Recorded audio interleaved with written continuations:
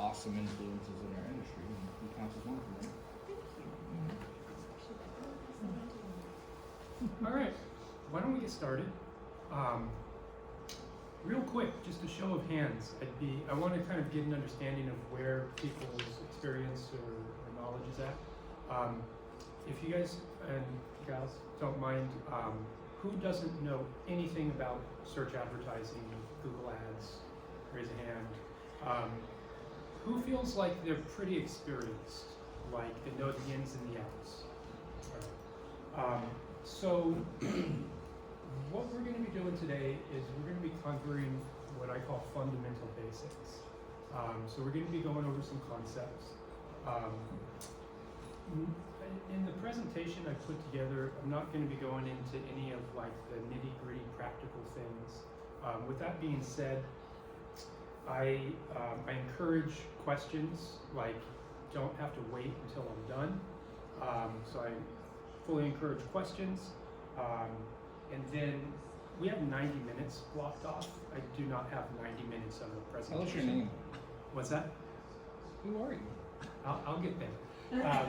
I do not have 90 minutes of a presentation, so I plan to open things up to like a question and answer, anything that anybody wants to talk about. All right, with that being said, my name's Alex Tiberi. I run App Digital. We're a digital marketing and consulting company. What my desired outcome is for all of you today is, like I had mentioned, to understand or come away with a better understanding of the core concepts that have to do with search advertising. And what we're going to be covering, you can see right here. So we're going to start with search terms and keywords. This is where it all begins. This is where you have the opportunity, or the first opportunity, to sort of intersect with the people online that are searching for what you have to offer. At least that's the hope if you have those sort of configured properly. And we will get into that. Keyword match types ties into how the keywords connect to the search terms. And then I'm going to get into the auction system. So Google has a particular system that determines whether your ads show up and what some specifics are around that. And then we're going to close it out with talking about what we'll say is traffic quality and topical relevance. So these are the sort of core concepts that I'm looking to cover. So first, who is this presentation for? Why is this topic important? So if you're planning on or are running your Google Ads on your own, if you're working with a professional or an agency that's running them with you, I've tailored this presentation to keep both of those in mind. The idea is that if you're running things on your own, obviously you need to understand the basics before you get into the specifics. Just like when you are dealing with repairing appliances, you really want to understand the underlying situation, the systemic issues behind repairs, and not just how to find a part and change the part. So understanding the underlying why behind things. And then most importantly, if you're running Google Ads or any kind of search advertising, you don't want to waste money, and you want to have a positive return on investment. So one of the things that, one of the first kind of, not questions, but one of the first things that I find when I'm talking to folks is first an understanding of what Google Ads is and how it's different from some of the other platforms. So on this screenshot right here, this is not Google Ads, this is Google Local Services Ads, commonly referred to as Google Guaranteed. This is technically a different platform from Google Ads. What I will touch on real fast is the price model between these two platforms. Local Services Ads is a pay-per-lead price model. So what that means is if somebody contacts you, so for example, if somebody were to call from one of these ads, once that call connects for at least 30 seconds, then you guys are charged for that lead. Now, Google Ads is a pay-per-click pricing model.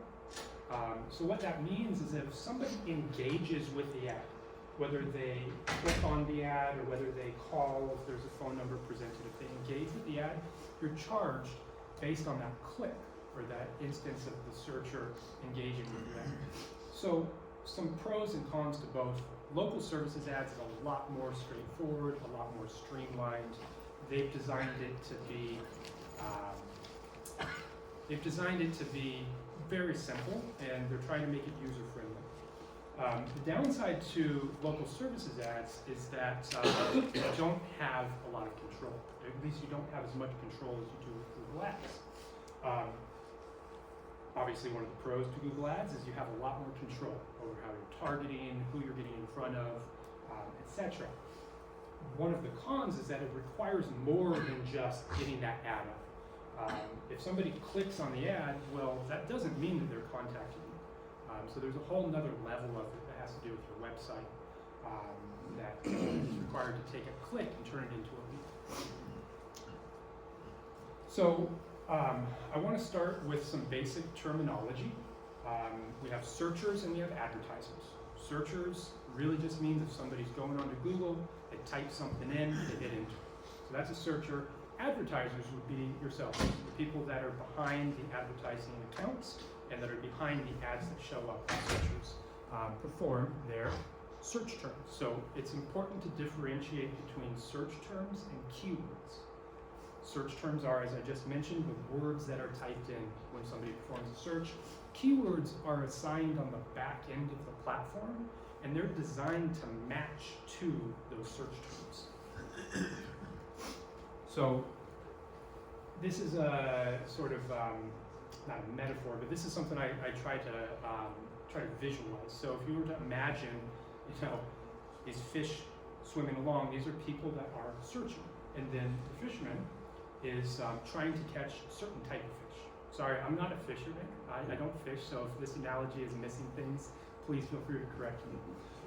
But this is a sort of visual way to try to communicate that there are searchers typing things, and then you as advertisers are trying to sort of latch on and catch on to those searches to make it so that your ad is eligible to appear. So here's a more real world example of search terms and keywords. So somebody's typing in appliance repair Orlando, they hit enter, there you go, that's a search term that's gone into this whole system. Now these are keywords, these are all keywords that are eligible to match to that search term. You're going to notice that there's square brackets, parentheses, and then nothing wrapping around these different examples.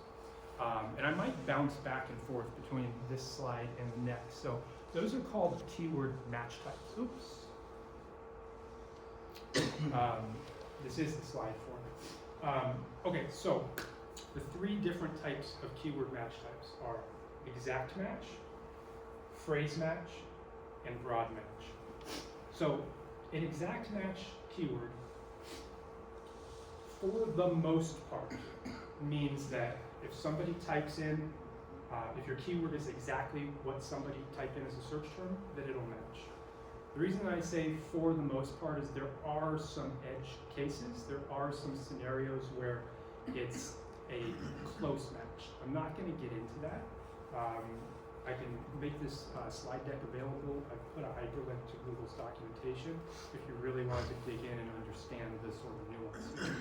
But for all intents and purposes, exact match keywords are going to match exactly with the search term.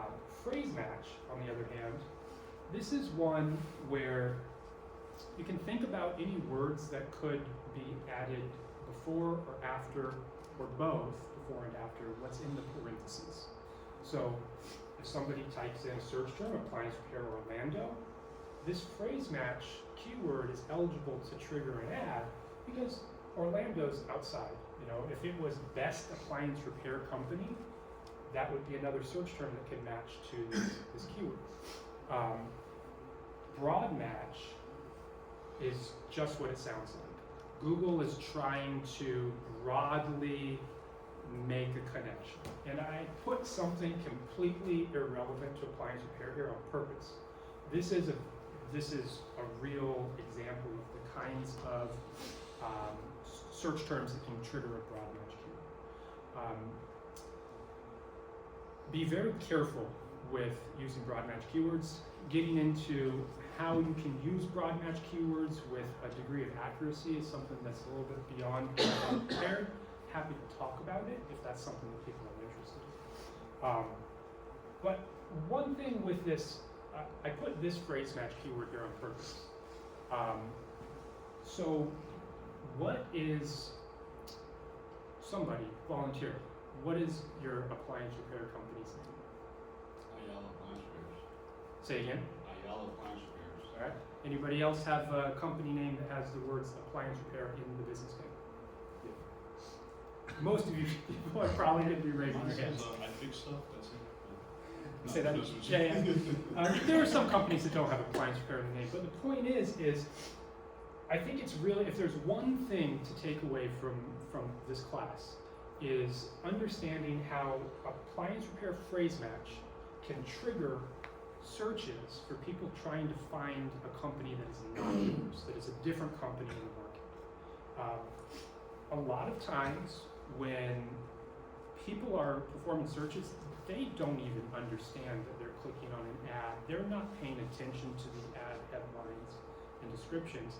They're just searching Joe's Appliance Repair. I've used Joe in the past. I forgot his number. Joe's Appliance Repair. Where are you? And then they go ahead and they interact and they call. So a lot of times, people will be, if anybody's running Google Ads, and if you have a phone call that you answer, and it's, oh, I'm sorry, we're not John's, we're Tom's Appliance Repair. Sorry, you have the wrong company. There's confusion there from their end. There's a very good chance that you have a phrase match keyword and you're not utilizing something called negative keywords. Negative keywords is one of those things that we don't have in the presentation. Happy to talk about it. Any questions so far? Any clarification that I can provide around search terms and the relationship to keywords between each other? What is your comment about the negative keywords? So negative keywords are, think of, if you were to imagine in your Google Ads account, you have a place in your Google Ads account where you have these keywords listed. Think of these as positive keywords. So these are keywords that you want to match to search terms, and therefore you want your ads to show up for those particular positive keywords. Appliance repair, refrigerator repair, appliance repair your city, etc., etc. Negative keywords are the exact opposite of that. So there's a place in the account where you can assign negative keywords, and you're saying, hey, if somebody searches lawnmower service near me, I do not want my ad to show up. And there you go. That would be how you could utilize broad match keywords without bringing in a bunch of the junk, is by pairing negative keyword lists to those. Vacuum mixer outside cities. Common ones are going to be people searching for a small appliance repair. Depending on your market, I found that like in the East Coast, Northeast, there's a lot of searches for like cappuccino machine or espresso machine repairs and that kind of stuff. KitchenAid mixer is a big one. Yeah, KitchenAid mixer is another big one. That help answer your question about negative keywords? But they're programmable. Yes. And it doesn't cost you. Correct. You only pay when somebody clicks on your ad or engages with your ad. Therefore, if you're utilizing negative keywords, you are working towards that goal of Efficiency. not paying for stuff that you don't want your ads to show up for. Any other questions with anything I've covered? So, yeah, go ahead. What happens if you use exact match for a competitor? Well, then what you're doing is you're partaking in sort of a competitor conquesting campaign, acquisition campaign. All I will say is think about priorities and what you're doing with your search advertising goals, and that goes on. The reason why is, and I don't think I get into this phrase in this class, but in the other ones, I really try to hammer home, put yourself in the consumer's shoes. Forget about everything you know. Pretend that you're one of those consumers searching, and try to walk through that process of what they're experiencing and how they might react to that. I just had mentioned about when there's unintentionally people are searching for a competitor and then they contact you based on a phrase match appliance pair. So specifically targeting a competitor's name or another company's name is essentially creating more of those scenarios where somebody's calling and saying, hey, I'm looking for Joe's appliance repair. So not saying that it's something that's a no-no, something that you don't want to be doing, but just realize the implications. I mean, if you choose to take that approach, definitely want your CSRs to be prepared for that kind of thing. If somebody is actively doing that, then that means that they're trying to say, oh no, we're not Joe's appliance repair, but let me sort of try to keep you on, let me try to hook you, let me try to get you to choose us instead of who you're trying. So trying to find. Keep in mind the consumer's mindset when they're going to Google and they're saying, I have this problem, I am looking for this solution. They're being very specific for what kind of solution they're looking for if they're searching for a specific company's name. That kind of address. I asked because we had a management company doing ours, and we used to get a lot of calls for a competitor. Yeah. And I'm assuming that's probably how it was happening. It was probably that they weren't managing, they didn't have very detailed negative keyword lists. It was more likely that it was because of phrase match, matching to the incorrect type of search intent. And we're getting into, I was talking about, one of the slides is about traffic quality. And that's very much exactly what we're talking about. Is are you structuring with keywords and negative keywords, are you structuring things so that what that person's trying to find, they're finding what they're looking for. Any other questions, comments, anything like that for anything I've covered so far?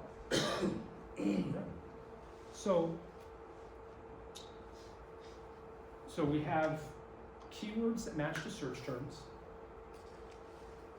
So that fish, so we've caught a fish. If that search occurs, your keyword matches to it within the time period that you've set as your ad schedule. So your ads show up when you set them. It's called the ad schedule in the back end of Google Ads. So if a search is performed that you match with during your ad schedule and falls within your location targeting, then those are the three primary pieces that need to fall in place in order for your ad to be eligible to show. And it's an auction system. Again, link to Google's documentation about the auction system. But it's just as you might think. So if the targeting criteria is met, again, keyword match to search term, that search has been performed during your set ad schedule, and it's done in the location that you've targeted. So if you're a company in Orlando, Florida, you want to make sure that your targeting is for Orlando, Florida, and it's not nationwide. It's not outside of your service area. If you only have the capability of answering your phones during business hours, then you might want to consider having your ad schedule set to business hours. But back to the auction system. Those three criteria need to be met, and then your ad is eligible to show. And it is literally an auction system. So Google will say, hey advertisers, we have a search term, appliance repair Orlando. You've met the criteria, so your ad is eligible to show. Now, there's two primary factors that they look at once the criteria is met. The primary one is what your bid is set. So this is where that auction system comes in. This is where that sort of competition comes in. So other advertisers might be willing to pay more to have their ad show up higher.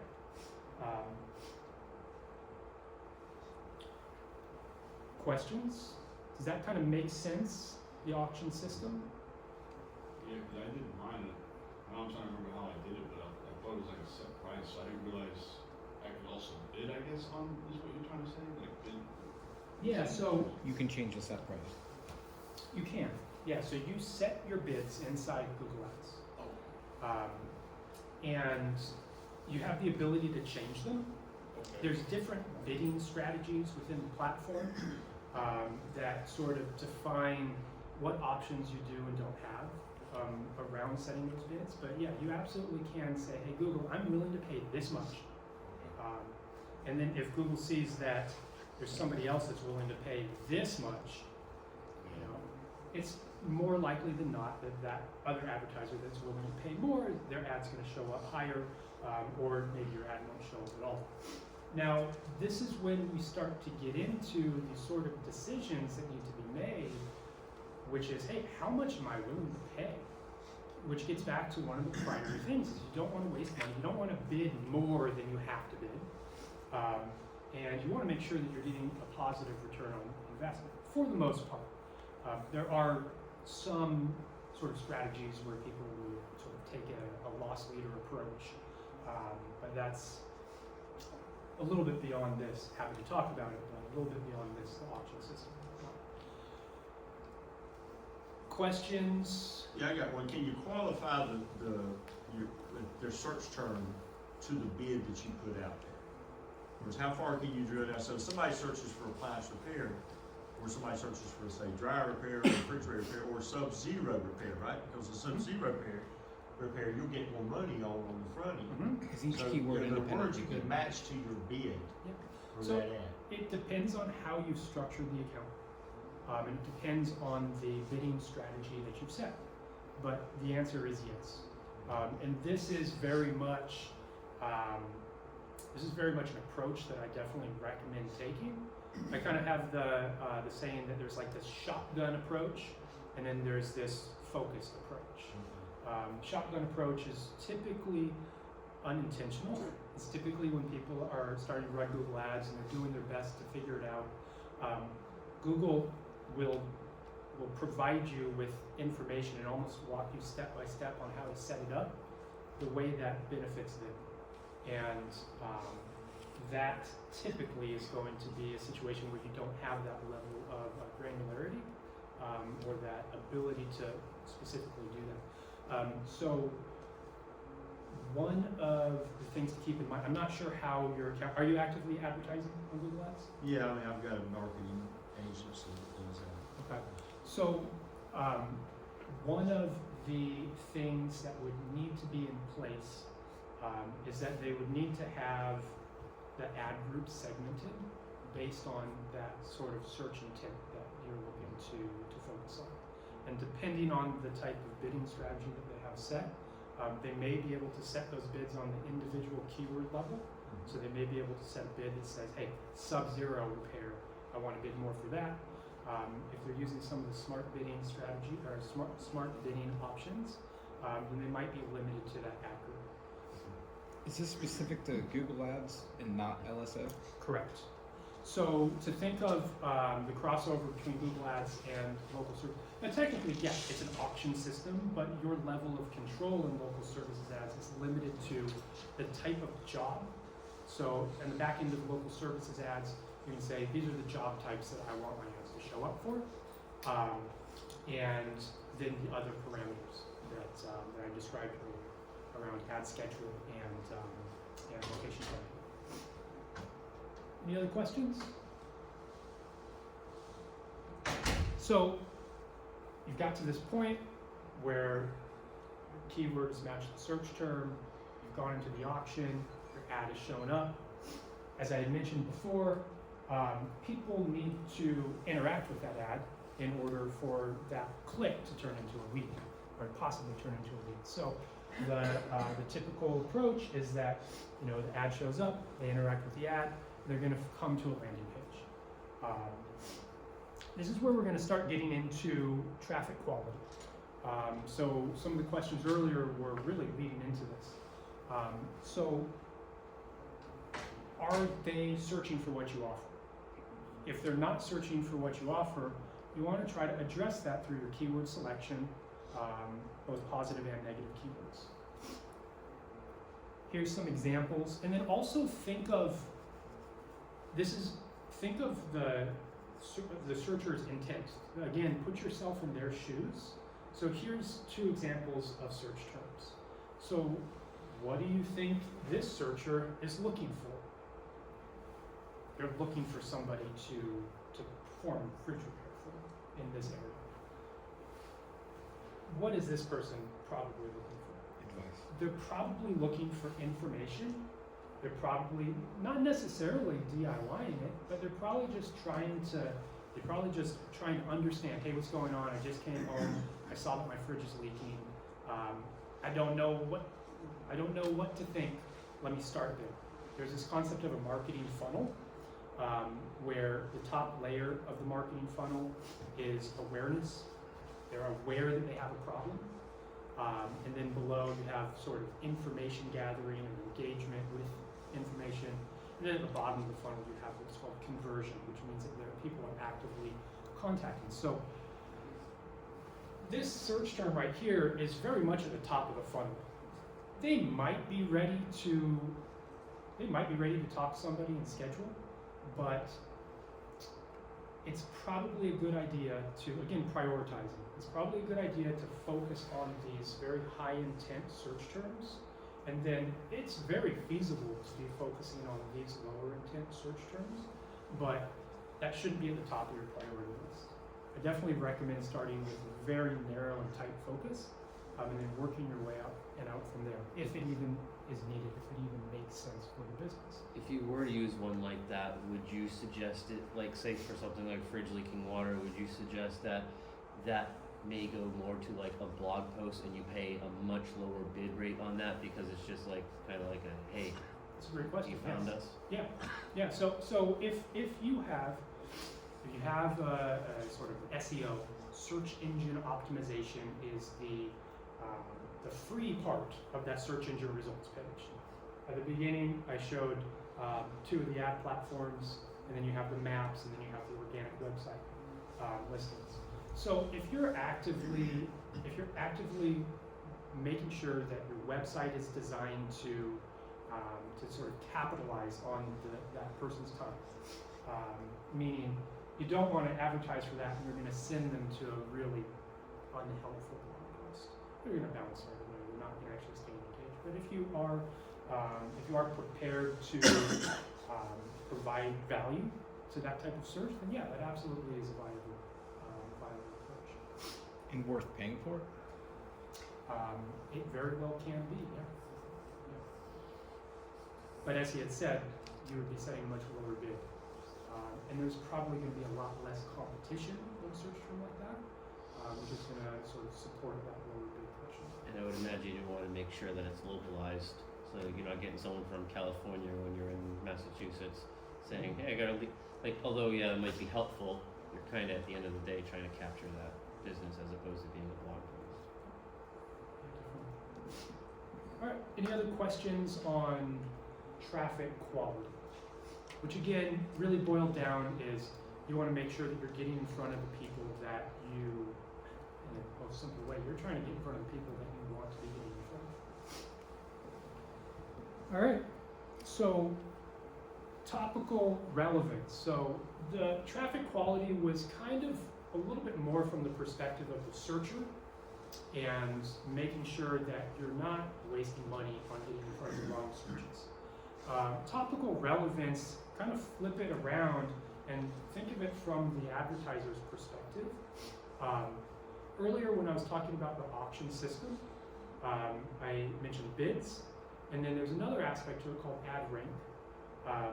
At a very sort of like higher level, that's what we're talking about here, or we're contributing to here. With ad rank, essentially Google wants to make sure that the search term is related to the keyword is related to the ad, and the ad is related to the landing page. So if somebody is searching for refrigerator repair Orlando, you want to provide them with an ad that is talking to and speaking to refrigerator repair in Orlando. And then once they interact with that ad and they find themselves on a landing page or a service page on your site, you want to make sure that that page is following suit. Examples of poor topical relevance is somebody searching for fridge repair. They're met with an ad that's talking about appliance repair or even dryer repair, possibly. And then once they interact with that ad, they're finding themselves on a homepage. Yes, they are related. Like, fridge repairs obviously falls under appliance repair, and your homepage obviously is speaking to your business. But again, the more specific and the more razor focused that you can be, the more control you have, the more that you can sort of play into the way that the system is designed. Questions, comments? Write more words. Right. KW is keyword. Google Ads should have been on the page that you were talking about Google Ads. What is LP? Landing page. There you go. So Landing page. Oh, thank you. here, let's actually. I thought it was gonna be like liquid petroleum, that suits the situation.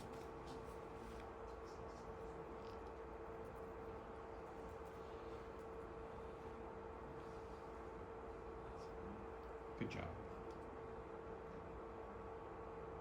I'll go ahead and Make it pretty later. Manage it. let you apply from the top example at the bottom.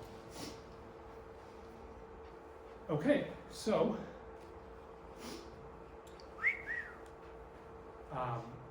if anybody is interested, it's very similar, high level, conceptual ebook. There's a group on Facebook, group messenger sort of thread. We call it the Appliance Repair Roundtable. If anybody's interested in connecting, it's not about me, it's about you guys. Like It's about us. Andrew's a member. We used to do regular meetings, essence of the roundtable, just getting owners, managers together, talking about what's what's important to them, questions, that kind of thing. So nights at the roundtable is sort of the analogy there. So this is a way to get connected with others. Questions, talking about Google Ads, or honestly, really anything. I open the floor to you all. I gotta go back on my account and look because I downloaded the app. When I go there, it's like having me like filling all my information again. So I'm like, what the fuck is going on here? So I gotta do it off my desktop because I just recently started doing it, but I'm like, I haven't gotten any results. So I gotta look at like what I did. Yeah. So I'm very curious because someone was like, oh yeah, it'll take like maybe 2 to 3 months, but like, once you get it, like the work will just flow in. I'm like, hey, I'm sure it's probably like 2 months. It's like having some shit. So Yeah. So like I'm definitely doing something wrong. So I just don't understand why I go on the app, nothing shows. It's asking me to do all this information, but I gotta go on my desktop because they want to do it there. I think it does pull everything up, which is freaking weird. So I don't know if I did something wrong. So, but I'm definitely into your business card because I got a lot of questions, but I'm still trying to figure that out. Sure. Because I'm trying to do that to increase my CO2 work right now. So I'm in the middle of even switching dispatch systems on top of that. Yeah, so this is pretty interesting. This is like a whole nother ballgame right now. Yeah, it really is. I would recommend looking at and trying to maximize the opportunities of local services ads first, and then looking to add in Google Ads if you have the budget for it. So we found that if we're not getting at least 10 clicks per day on average, sometimes it's almost not worth it. And obviously qualified traffic, so search terms matching the keywords, so everything that I was talking about here. And then also definitely recommend interacting with the Google Ads platform on a desktop computer, not phone, not like an iPad or any tablet that utilizes the iOS or the Android equivalent, or at least being able to use a web browser. Something to look into is, it sounds like what Google has funneled you into is I don't know if they still call it Google Express, Google Ads Express, but it's essentially a very limited. Boilerplate. Preset. Yeah, well, what it is that you don't have the same kinds of options and abilities. You have to find where it says, and again, they change things regularly. So last time I was in there, it says expert mode. And you need to go to expert mode to be able to access all of the sort of levers and dials that are behind these things that I've been talking about.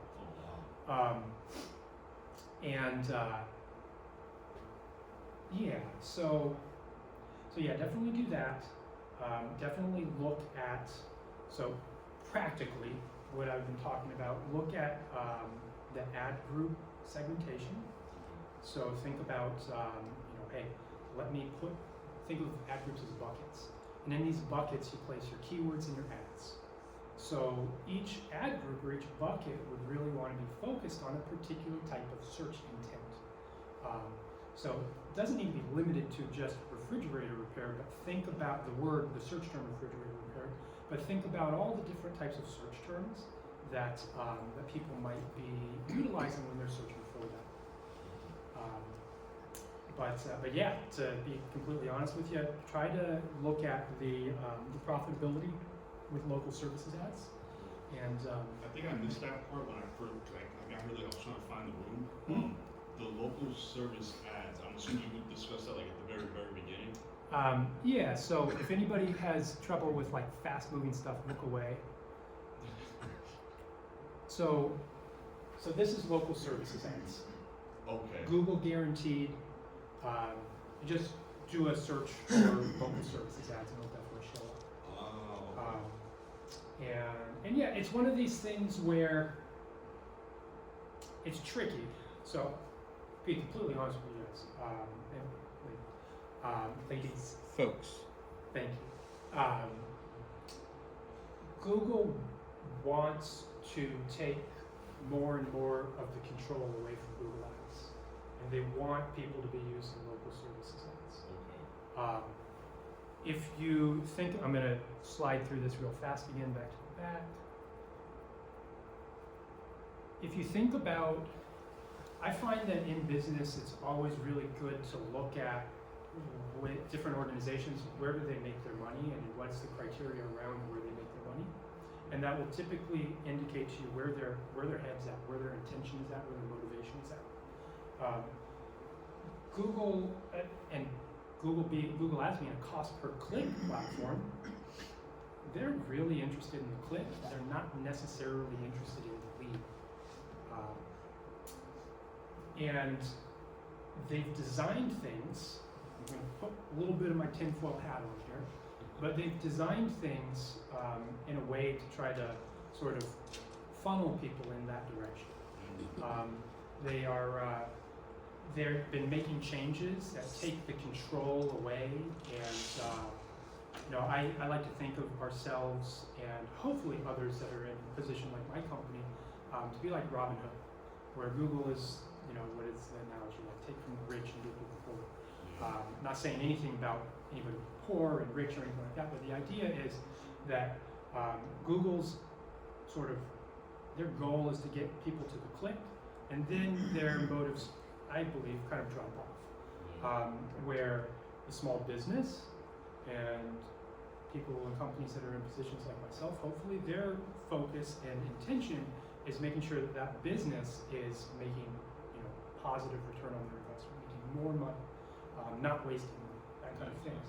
So what you've experienced is an example of Google funneling you into their sort of, their express area, which doesn't give you the level of control. They don't teach you about, they don't teach you about this stuff. Yeah, exactly. And yeah, it is, to be honest with you, it is pretty complex. When you're using the platform to the best, with the best options that you have for you.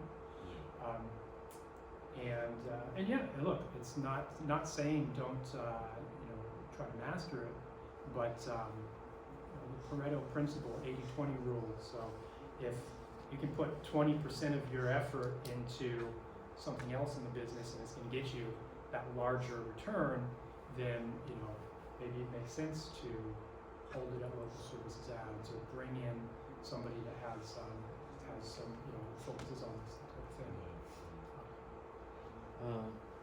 You can tell just by my eyes, huh? That's how you're about to ask a question. So, what was I gonna ask? I got one if you don't. Yeah, go ahead. Do your best to eliminate personal and ethical bias here, but what are the legal and negative Google ramifications from an acquisition campaign using keywords that aren't belonging to you? What was the question? So we're talking about competitor. I'm sorry. Were you? I know somebody had come in midway. Were you here when we were talking about competitor campaigns? Sorry about that. So what he's talking about is competitor campaigns. So targeting a competitor's name. What are the what is Google care about, and where are they going to dox it? It would be in the ad copy. Or it could be in the ad copy. What I'm thinking about is brand names. You know, there are sort of copyright issues with certain brand names where you're not allowed to mention them. You can target them in your keywords, but if anything, it would be in the ad text area. So the LSA ads are basically pay per call. Is pay per call an ad you can run as opposed to LSA, and is there any value in that? So it's all going to be based off of a cost pay-per-click in Google Ads. You can run call-only campaigns or call-only ads. I haven't really found those to be as strong of return on investment or the return on ad spend, how much you're spending, how much revenue you're getting from it. But you have the call-only ads, and then you also have the call extension. They call them assets now, but I had shown in one of the pictures of an ad earlier where there's a phone icon and then the phone number. So those are going to be the two areas where it's directly a phone call from the ad, and there is no click to the website or landing page side of things. Did that kind of answer your question? Yeah, that was good. Thank you. What's considered a good conversion cost or click cost? Whatever is going, I'm going to give the answer that is not specific. Whatever is going to be profitable. So, what if you have the ability to know what calls come in or what jobs come in from Google Ads, then look at how much did you spend in Google Ads for that month, and then how much revenue do you have in your work management system where those jobs are attributed to Google Ads or a paid platform being the source. If you don't have the ability to track that, I would strongly recommend focusing on what is needed to be done to be able to understand that through using pretty sort of built-in tracking options within the Google Ads platform, and then with the website, you'll be able to know, and then a little bit of just basic work from the CSR standpoint. You're going to be able to attribute which customers came from your advertising campaigns. Let me rephrase the question. For this industry, what's a normal, LSA cost or ad cost, So for 2 to 50. What's that? 2 to 50. Like it's a big range. So for local services ads, what you can do is you can go to their homepage, and on their homepage there's a lead cost calculator. You can put in a zip code and then put number of leads you want per month is 1, and then it's going to give you the cost per lead. It's a range, and it depends on the market. And behind that market, it depends on how many advertisers there are and all that kind of stuff. Anywhere from $15 in a lower competition market to $50 in a really high competition market would be cost per lead from from local services ads. If the Google Ads campaign is structured in an effective and efficient way, then you could see similar costs per lead from Google Ads. I would say that on average, Google Ads is a little bit more expensive than local services ads when you come down to a per lead standpoint. That kind of answer your question? It's hard for me to, I get it varies by, geography. I mean, it has to always work, right? Depends on who's bidding. what market are you in? Minneapolis. So Minneapolis is going to be, I'd have to double check the numbers, but it's somewhere between $20 and $30 per lead.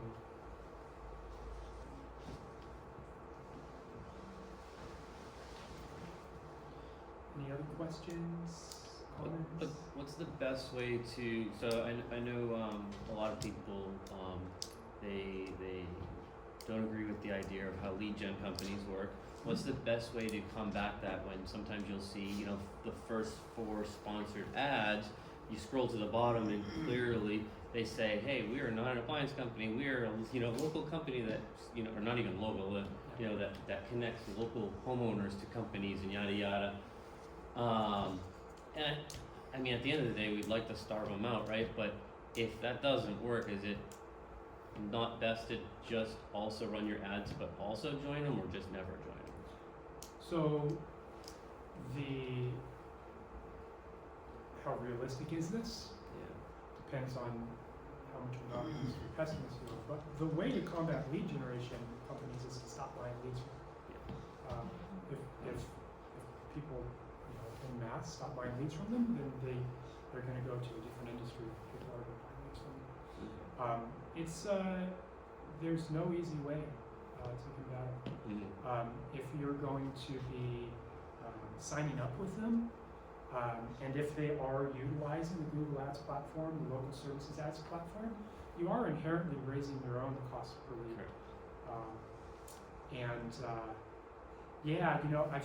I've seen scenarios where, I'm not going to name names, I've seen scenarios where a particular company that operates off that kind of model, they have multiple separate landing pages that are obviously behind them are separate Google Ads accounts, and they're just owning the top of the search and results page. Neighborly. That wasn't the one I had in mind, but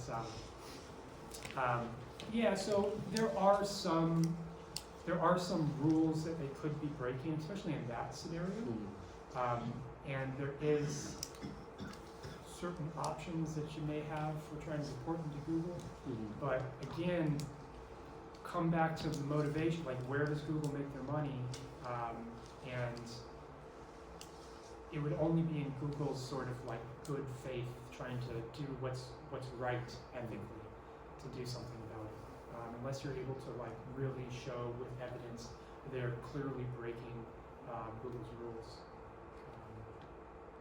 If anybody else finds any additional ways to address that, I'd love to hear. Do lead gen companies have illegitimate listings on the map? You can flag those businesses as garbage. Yes. Yeah, in my area, I don't see so many of the illegitimate places. I see more of they'll just own a web page. So, for instance, a town near me is Douglas, right? And so it'll be like Douglas Appliance Repair. And I went to a lady's house, and the guy scammed her out of money after using this lead gen. He shows up in this Honda Civic and takes her money and never comes back.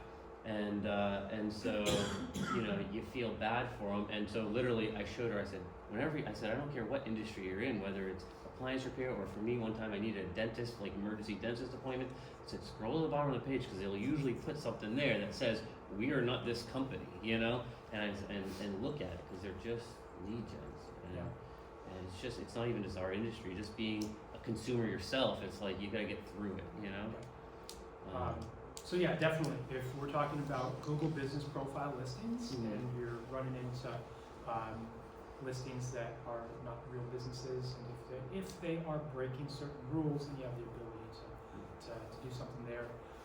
With that kind of example that you had just given, You know, one is the long game, which doesn't have to do with the platforms at all, which is provide them with an excellent experience, memorable experience, Mhm. and then use that opportunity or not take advantage, but yeah, maximize the opportunity that you have there to create a lifelong customer. I think you might have had a question.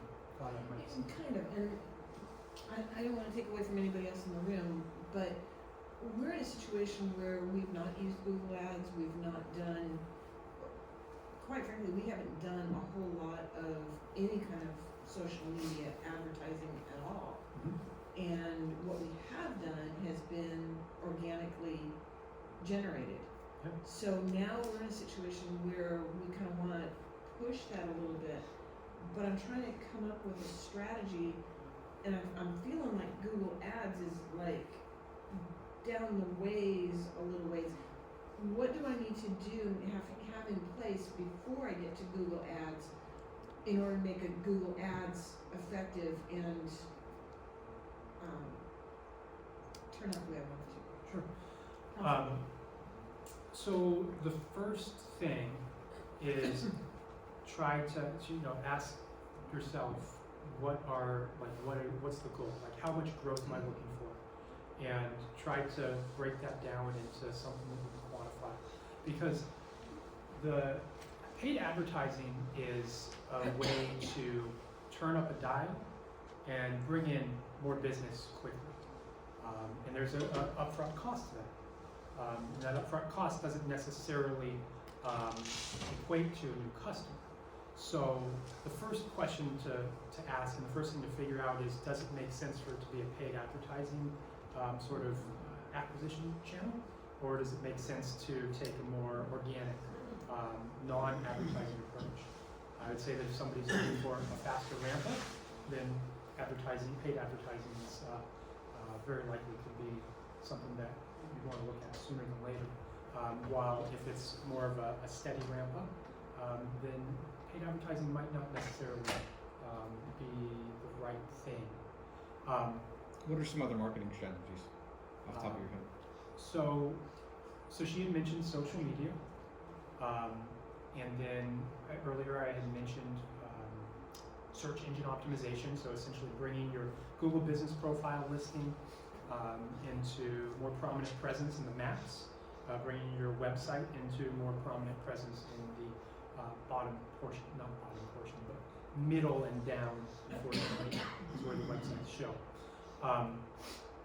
Something to keep in mind is, again, put yourself in the consumer's shoes, and keep that in mind with each of those three. So paid advertising, organic marketing, which I'm going to refer to specifically Google Business Profile, local SEO, and more traditional SEO for the website, and then social media. So the paid advertising and the organic, that's on the search results page. That's people that are specifically looking for something. They're being specific. They're going out and they're looking for a solution. Social media, for the most part, take out sort of local community neighborhood groups and think about like social media advertising. People are on social media. When I go on social media, well, I use it for business and the appliance industry, but before, when I go on social media, I'd want to be looking at fun, like dog videos. You have a dog, love my dog, connect with the family, that kind of stuff. So keep that in mind if you're going to be looking at advertising to those people. That's like I'm walking downtown and I'm going to my favorite sandwich shop, and then somebody jumps out in front of me and says, "Hey, can I sell you some insurance?" And I'm like, "What are you talking about? I just want to go get a sandwich. Like, leave me alone." So social media advertising can be creating a scenario like that. Trying to more directly address your question, I would recommend starting out by just focusing on establishing a consistent and kind of prominent presence online. So start with the website. You know, your website is pretty much the only, I call all these different things digital assets. So in your business, you have tools, you have vehicles, etc. These are assets. These are physical assets to your business. What we're talking about here is we're talking about your business's digital assets. So start by identifying what those are, make a list. Your business is listed all over the place. There's a lot of places where you did not create a profile or a listing for your business, but they scraped the internet and they created one for you. So I'd start by identifying, hey, where is my name out there? Then I'd focus on your website. Your website is the only digital asset that you truly own. Facebook could decide to shut down tomorrow, and there you go, that is gone. Google Ads could decide to completely change things that make it where it's not viable for you anymore. You don't have any control over that, but what you do have control over is your website. So I'd recommend focusing on the website. Absolutely, not trying to plug anything, but I will be having a class about that this afternoon. Is that the one that's at 3 o'clock? It's gotta be. 3 o'clock is, I think 3 o'clock is tomorrow. I'd have to double check. I think it's at 1. Yeah, I one, think that it's at sounds 1 correct o'clock, I today, think. yeah, I 1 think your o'clock class today. is at 1, yeah. Yeah. Check it out, so. But yeah, I mean, just, I'd say baby steps is start with that, is just understand what does your situation look like? And then if you do get to the point where you're looking at advertising, in order to be able to really understand whether it's working or not, from a bottom line standpoint, there needs to be a certain level of tracking involved. And I'm happy to talk to more detail if that's something that anybody wanted to, but it really comes down to tracking phone numbers and having the right kind of tracking sort of coded in or designed into your website's forms. LSA is not just guaranteed, right? It's an application situation that you have to. Yeah, so what's the value in not giving them money but getting that verified? So that's actually a good one. So first of all, Google Guarantee is for the consumer. The Google Guarantee is Google saying, hey, consumer, and don't quote me exactly on this, but broadly speaking, they're saying, hey, consumer, you know, if you get ripped off, we're guaranteeing up to a certain amount. Now, in order for an advertiser to be considered Google Guaranteed, so you can participate in local services ads and not be Google Guaranteed, but you have to go through a verification process, which at a high level is just showing that you are a legitimate business to Google, and then also going through a background check. And here's a little, I guess, pro tip. In certain markets, you can sign up for the local services ads account, not turn it on, and get essentially free leads through local services ads. I believe that this is not even, I believe, this is evidence that Google is trying to push people to local services ads. That, you know, if there's not enough advertisers in a given market or during a given time and, you know, place, they are serving ads and not charging. You would never know unless you were using a tracking phone number. They do not show up in your local services ads account under the lead list. The only reason that we found out about that is because we use tracking phone numbers, and we saw, hey, there's leads coming in on this local services ads specific phone number, and we never turned it on. But yeah, does that answer, I guess, enough or address enough of what you were kind of looking for? You have a profile. You're on Google. Yeah. We have a profile, we have a website. We're not doing a whole lot with Facebook right now, and I feel like we need to. Fuck man. Just So- to have a presence. Yeah, so I'll speak to that a little bit, and then I'll get your question. So I'd start with, again, identifying what are all my digital assets. So a Facebook business profile is one of those. And you want to make sure that the information on all of these digital assets are comprehensive, meaning if you have an option to fill in information in a part of a profile, and it's going to be helpful, it's going to be valuable to some consumer out there, then you're going to want to fill that in. So, and then make sure that the information is accurate and consistent across those different platforms. So Say that again. make sure that your Information is Information. accurate and consistent. is accurate and consistent Yeah, among we had those. a problem with that. When we built the website, we discovered that our name was not consistent, thereby not being accurate in other places. Yeah, that was exactly what I was going to And get to. it wasn't a major thing. We didn't think it was a major thing, but Google did. And it was little things like, it's Dr. Dan's appliance service, instead of dr dot space Dan apostrophe s, it was dr space no period. It was just little things Yeah. that I was like, okay. Yeah. So we had some cleanup to do. Yeah. I mean, the way that we do it, and the way I'd recommend is make sure that the name, if you have a storefront, actually no, if you are, let's put it this way, whether you have a storefront or you run from the home, if you have a storefront, make sure that the address is on everything, and make sure that the name, address, and phone number is the same amongst all these different platforms online. If you have a home-based business, and if you are okay with having your address out there, it's a small percentage of folks and a small percentage of the time. There are advantages to doing that.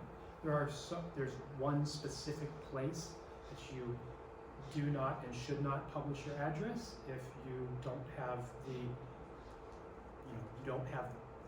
if you don't want customers showing up to your home unannounced during your posted business hours, and if you're really trying to play it safe, if you don't have some sort of signage at your house, then do not publish your address on your Google Business profiles. You're going against the rules, and then you're opening yourself up to, I'm sorry, what was your name? Mary? I'm sorry, right behind Mary. What was your name, sir? Oh, Philip? As Philip was saying earlier about being able to sort of report the lead gen companies, that is something that somebody may do, is they might say, hey, that listing, like, that's a home address, that's not a business address, and they might say, hey, Google, you might want to look at that and do something. And in some scenarios, it might get your listing suspended. But anyway, make sure that your Facebook business profile is just built out as best as you can. And then something that if you feel like you have the resources internally to do it, participate in the groups that are for your local community. Don't be salesy. I would recommend don't be salesy. Don't like go in there and disingenuously like post some promotion for yourself. Like actually try to be genuinely helpful. And if you have a presence in those online communities, and if you provide excellent experience and excellent service to your customer base, as time goes on, you're going to find yourself in a situation where people are just recommending you, and it can be a really very strong source for new customers. I can definitely testify to that. Yeah. Nextdoor is another platform that kind of taps into that. Depending on your area, sometimes the sort of sentiment of Nextdoor users can be a little Especially, not in line. especially where you have a lot of retirees. Oh, really? Yeah. Yeah. What's they're it Myrtle like Beach, where you are? and they just use it as a session to complain about stuff. Oh. It's useless. Especially Absolutely useless. if you live in an area that is not the safest in certain areas, then yeah. My area and next door, they're usually just talking about all kinds of crap. Lost dogs, Yeah. yard sales. Hit the light on too late. But yeah, I would say from a social media and Facebook standpoint, I would recommend focusing on those two things. And Facebook advertising, in my personal opinion, is lower down on the priority list. I'm a big advocate of what I call direct intent advertising. You know, people that are searching on Google, they have a very specific and direct intent, and you are meeting them. You know, you're being that sandwich shop when I'm going downtown looking for a sandwich, and you're not being that annoying insurance salesperson that jumps in front of me and taking up my time and getting past me. Anyways. Yeah, so the whole local services option, does that show up on Google Ads, like I can click on that, or how do I know if it's local services, like when I'm trying to do that? Different URL. So, Okay. I forget off the top of my head, I wanna say ads.google.com/local services. Okay. But the best thing is just to do a Google search for local services. Yeah, I figured it out, Yeah. just put like Google Ads, local services or something like that. Yeah, nowadays the billing, so the payment profile is on the Google Ads platform. So, and when you create details aside, you're gonna wanna make sure that when you're actually going to manage the platform, that you're at the local services ads website. And it'll prompt you to set up a payment, and then just follow the link and it'll bring you over to Google Ads. You're gonna have a customer ID number created for you automatically if you haven't already set it up, but since you already have Google Ads set up, as long as when you go over to local services ads, if you don't have that account set up, just use the same email address or account that when you set up Google Ads, and it's gonna automatically share that customer ID number, and therefore it's gonna automatically be pulling from your pre-existing payment profile. Okay. And this is going to help you avoid a situation where you unknowingly create sort of a separate customer ID number. Okay. And so when I do that, when I go on the local service, is that where I get to choose like the zip codes I wanna cover or something like that? Yeah. So I mean, you have that ability on both platforms. Yes. You're going to. Where does maps actually come into play also?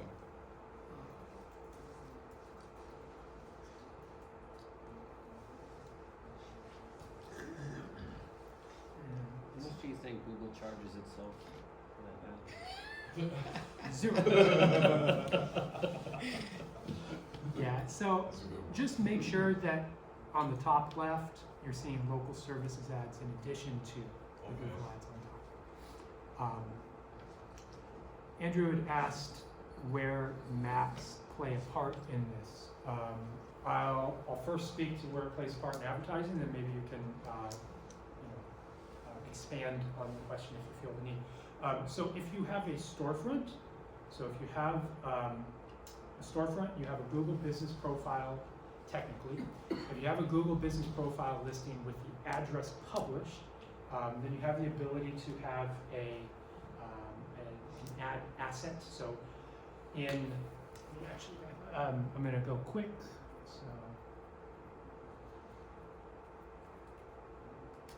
So this is your ad headline, this is your ad description, and then everything else down here are they're called ad assets. So they're not, what's guaranteed to show up is you're guaranteed to have at least 2 headlines show up and have a description show up. Everything else is variable. So you're not guaranteed to have these assets show up. But you can see right here, this one is showing directions. This is a location asset. They used to call them extensions for years, so pardon me. So there's that level where there's a connection between your map listing and your ad. You also have the ability to have your ads appear in those local results, the map results, and that also applies to local services ads. To complicate things even more, Sorry. there are not you. Like for Google to complicate things even more, there are some markets. Google will regularly roll out experiments in different markets, and they don't publish it, unless you really dig. So I have seen some scenarios where you go and just pull up.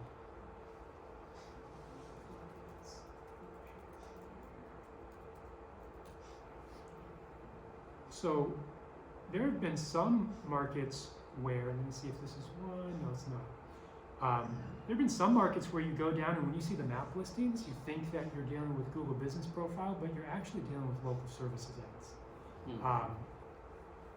So yeah, there's not a clear and concise sort of answer to that. But was that kind of what you're getting at, or Next to that map, Uh-huh. was that local service, or was that Google Business Profile, or was that what is that? You're talking about this? Yeah.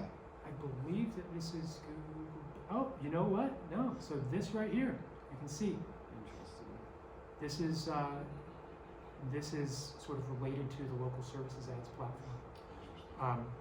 Now, one thing to keep in mind is, again, put yourself in the consumer's shoes and think about how are they searching, how are they interacting with things.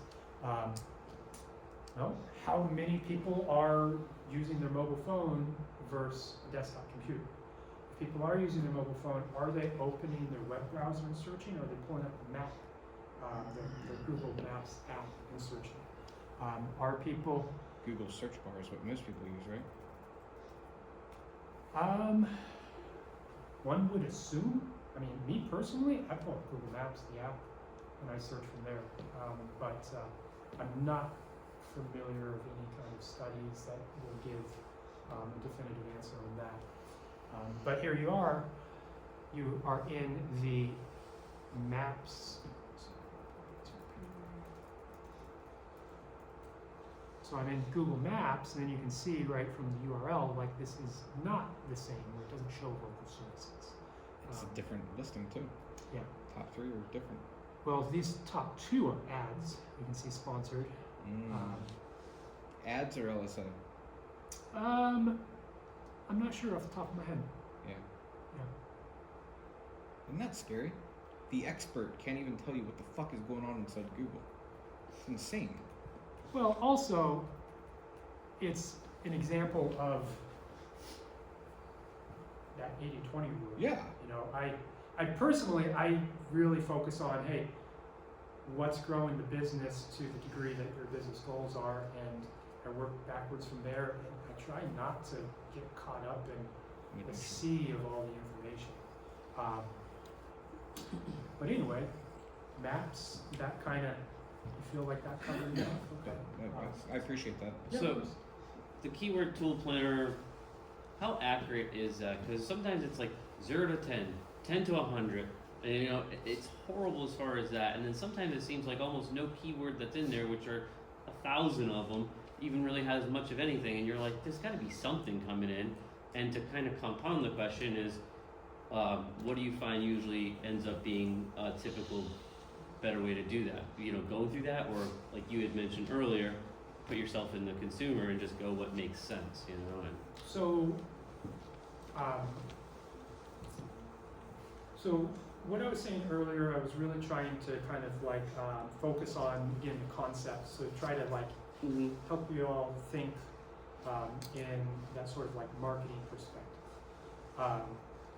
Directly and specifically, small number of phrase match keywords, and monitoring the search terms report like a hawk, and being really on top of negative keywords. And what's going to happen is that's going to help you really, because like the keyword planner is probably helpful for people that just need to sort of start, like walk before they run. But think about the different types of appliances that you service.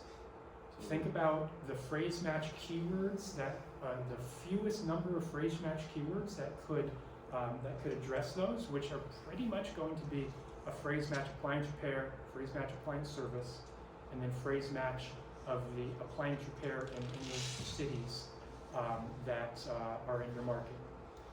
I'd say try to keep that keyword list as short as reasonably possible, and then let the system do what it needs and wants to do. So the system needs to kind of learn in your account. It may know what's going on based on all these other accounts, but it actually wants to like have the sort of momentum built in your account. So you might spend time on the keyword planner tool and identify all these keywords. Like this is good, but then think about, hey, what phrase match keywords could match to all these, and then keep it more simple Okay. and let the system match, look at that search terms report, add negative keywords to kind of teach the system the system what your account is looking for, and I recommend taking that approach. As far as efficiency goes, is it better to have, let's say your ROI is identical, exactly 5x, but you get 10 calls for $500 or you get 100 calls for $500? What's the better efficient value there? Well, if you were getting the same return on ad spend for that scenario, then that means that for the if I'm thinking of math right, for that scenario where you're spending $500 and you're getting way more leads, then that means that your booking rate is lower and or your average revenue per job is lower. So that would indicate that that would indicate that the quality of leads are poor on that platform where you're getting more leads for the same price, aka the cost per lead is lower. Yeah. That said, you shouldn't be afraid of high cost leads if they're quality. Yeah, which is what I was exactly. So that's why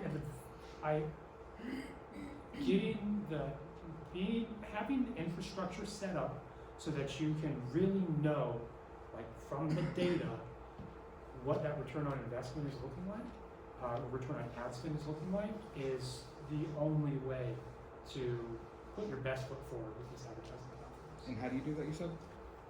I'm not trying to. Mainly tracking your phone number?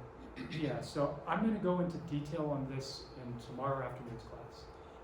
But at a high level, utilizing tracking phone numbers in a way so that when your CSR or yourself are looking at the work management software, whether it's when you're actually scheduling the job or after the fact, the ability to look in your work management software and say, hey, these jobs came from these different sources through tracking phone numbers and through the proper tracking on your website is the first step to be able to actually track the true return on ad spend. When you answer the phone, asking them, hey, where did you find us, is not going to give you accurate enough information to be able to make decisions. Because people are going to say on Google, or where on Google? I mean, as we've shown, there's 4 different platforms that show up on the search engine results page from Google. Even tracking numbers can be misleading though, because they might find you on Google and then call an Angie's List phone number or something. Yeah, And it's Angie's List is going to get the credit, but Google, got the original interaction. so yeah. I mean, it's definitely not a perfect scenario. You have the concept of I don't want different phone numbers out there. Like because of my market and everybody's mindset and whatnot, it scares people. You're going to find that in areas that are not as, I've found you're going to find that in areas that aren't so like metropolitan or urban, places that are maybe a little bit more rural. So there's that whole thing, which is I want one phone number and only one phone number out there.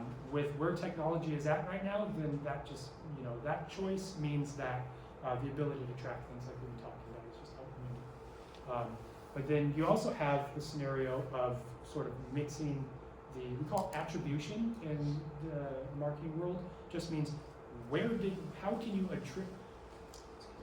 can I attribute where this thing came from? This lead, this customer, like where did it come from? That's attribution.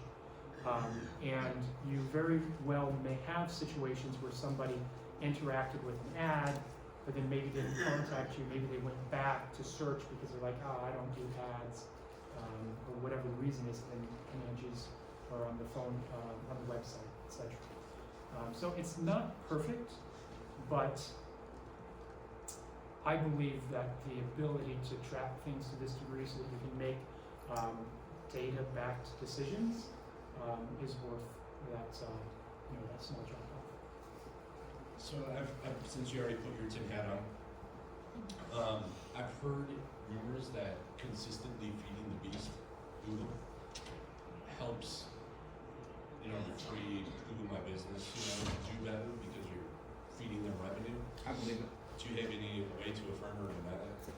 I don't. So what I've heard is, I've heard somebody talking about how they had a Google Business Profile listing suspended, and they were not finding any success in the sort of normal support channels for reinstating that listing. And then they went to, called local services ads up and pretty much threatened to stop advertising. And then the listing was reinstated. Whether there was a connection or whether it was coincidence, there's no way to tell. Do I think that feeding the advertising beast is going to help your organic ranking? No, because how is Google making money off of your local or your Google Business Profile listing being ranked higher? If anything, it's going to hinder their ability to get more money out of you through Google Ads or local services ads. Is the juicy ad results better? I know some people will turn their ads on in the morning, the next day is full, so then they'll turn them off at 1 p.m. Yeah.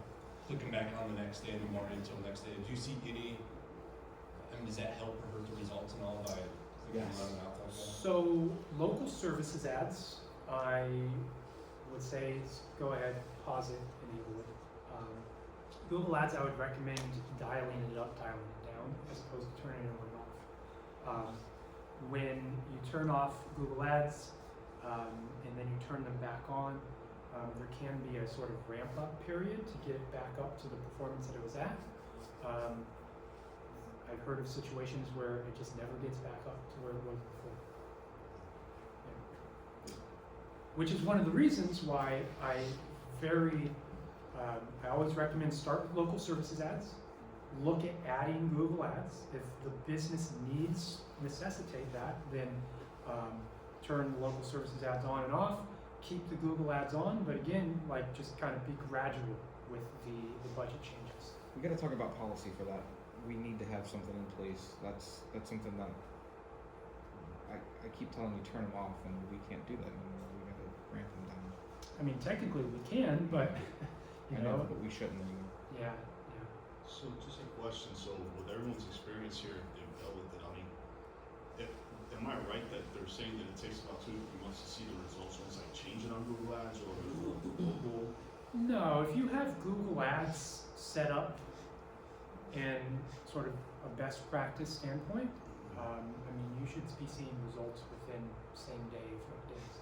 Can you talk on I'm the? definitely doing something wrong, because I haven't been correct. We just applied Saturday. Do you know if there's any notable difference on advertising on Saturday compared to prior? That's an answer to the question. So. Yeah, I'd have to double check, but you can see in the platform. So if you're utilizing not the sort of training wheels version that they sort of try to funnel you into. So if you're in the full-on expert mode, you can look at ad schedule, and then you can look at pretty much any and all of the metrics that are available. You can look at the impressions that your ads get during particular days and times of the day, clicks, conversions, which is Google Ads' version or terminology for a lead, is conversions. In order to be able to do that, though, if you want to be looking at time of day, then you're going to need to set up your ad schedule so it's segmented by those periods that you look. So for example, you can, let's say you're Monday through Friday, 9 to 5. Yeah. You could cut it in half from midday, from opening till midday till closing. I personally like to do it in smaller increments. And not only are you going to be able to sort of analyze the different performance in those days and times, but you also have the ability to, if you are using the bidding strategy, which is a manual cost per click, so that's the one that gives you the most level of control, then you have the ability to make something that are called bid adjustments based on the ad schedule. So if you see that you are getting a better cost per lead on Saturdays, and you say, hey, I want to bid more. I'm willing to pay more on Saturdays because first make sure that your business can support that change. Exactly, yeah. It's like, hey, we have the ability to take on more calls on Saturdays, more phone calls if you do same day service, and apply for both. I see that I have a lower cost per lead on Saturdays. I am okay with paying a higher cost per lead on Saturdays to get more of that activity. You can set bid adjustments, which says, for example, like I'm willing to pay 10% more than my base bid for that period. You can apply these bid adjustments across a whole lot of different areas or segments within your account. At the keyword level, location level, maybe you know that one particular area of your service area or neighborhood is just, that's a good area and I want to put more of my budget and juice into that area. You can do bid adjustments there. So you could bid more in Kissimmee compared to Orlando. Yep. Yeah, I've been told that as well. So I'm still trying to learn all of that stuff and figure that stuff out.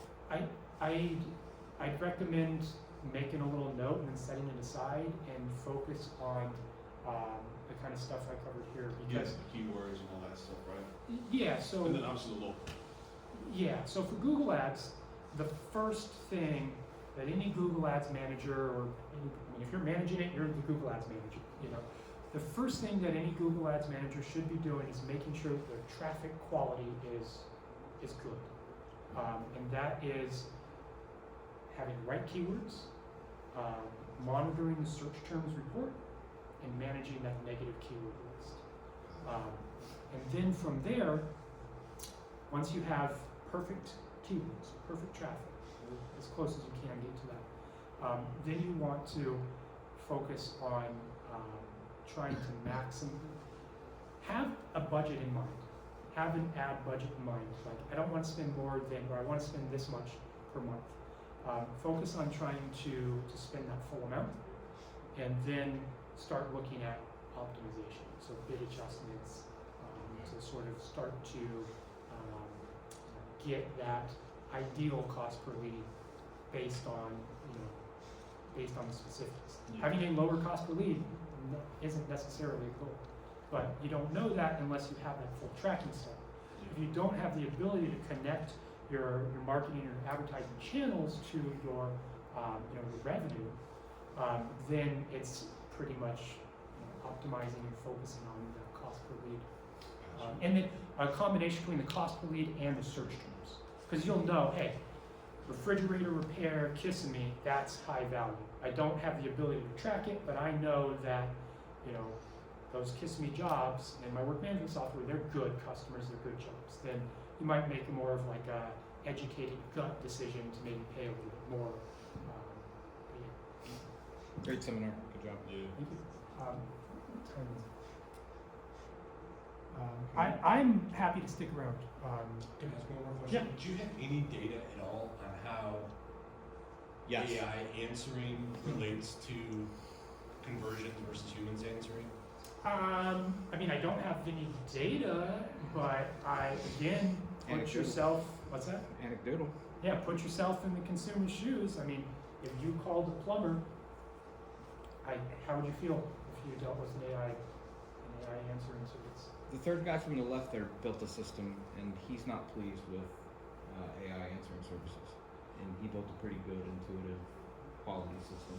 Yeah, well, for after hours, right? I don't know this for sure, I don't have data, but we turn off our ads at 5 p.m. when humans can't answer. Sure. But it might be advantageous to leave it on after hours and have AI answer when the leads could potentially be cheaper. I don't know what the trade-off would be, right?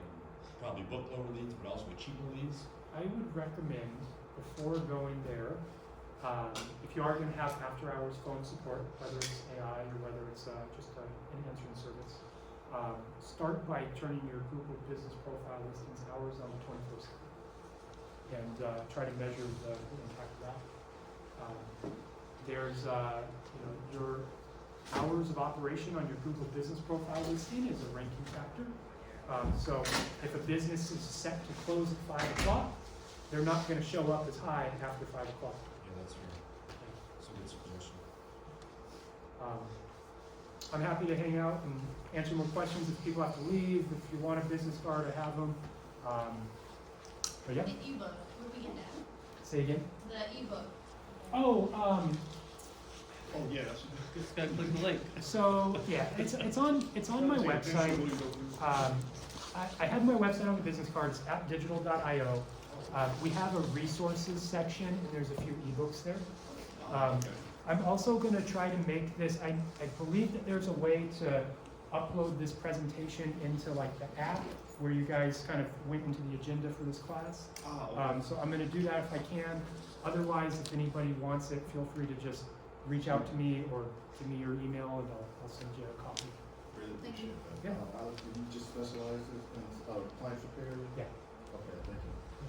I talked to a lot of them, they were able to come to Minneapolis, so.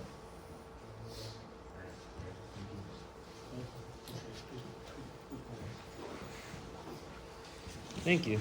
Yeah, definitely.